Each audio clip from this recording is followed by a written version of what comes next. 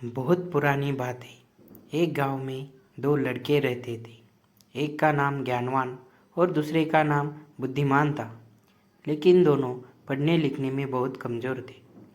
दोनों के माता पिता उनको लेकर बहुत परेशान थे।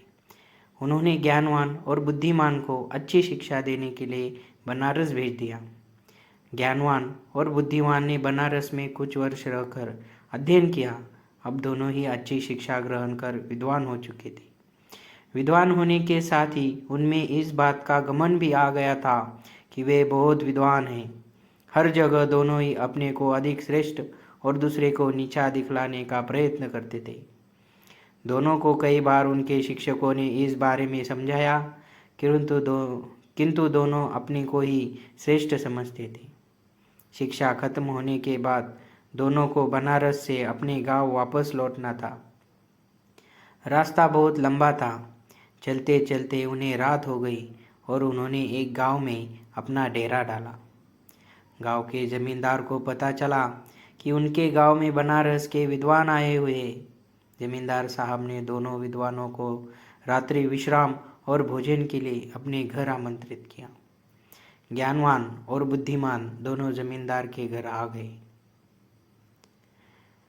जमींदार ने दोनों के रुकने की अलग अलग व्यवस्था की और स्वादिष्ट पकवान बनवाए। जमींदार पहले ज्ञानवान के पास गया और हालचाल जाना।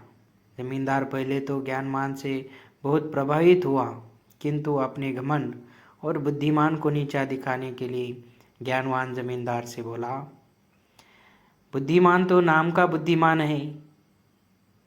इतने दिन बनारस में रहकर भी वो कुछ नहीं सीखा और अभी भी गधा ही है। ज्ञानवान की बातें जमींदार को अच्छी नहीं लगी।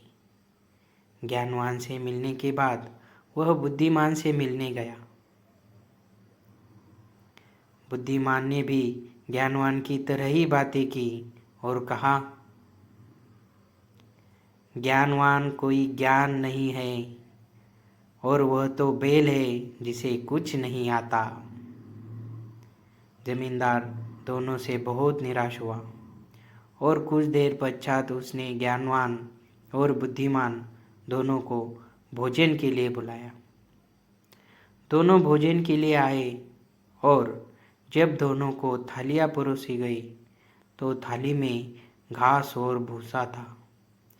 थालियाँ देखकर दोनों जमींदार पर बहुत क्रोधित हुए और बोले, आपने यहाँ हमें बेइज्जत करने के लिए बुलाया है? क्या हम कोई जानवर है जो आप हमें भूसा और घास खिला रहे हैं? जमींदार हाथ जोड़कर बोला, मान्यवर, आप विद्वान हैं और मेरे मेहमान हैं। मेरा उद्देश्य आपकी बेइज्जती करना नहीं है। आप दोनों ही विद्वान होकर एक दूसरे को बैल और गधा बोल रहे थे, इसलिए बैल और गधे का भोजन पसंद है। मैंने आपको भी वही भोजन परोस दिया। जमींदार की बात सुनकर ज्ञानवान और बुद्धिमान को अपनी गलती का एहसास हुआ और दोनों ने एक दूसरे से क्षमा मांगी और जमींदार को धन्यवाद किया। जमींदार ने भी दोनों को स्वादिष्ट पकवान खिलाए और दोनों की खूब आव भगत किया। शिक्षा, कोई कितना भी बड़ा विद्वान क्यों ना हो, अगर दूसरे को नीचा दिखलाने का प्रयत्न करता है तो उसे भी नीचा देखना पड़ता है।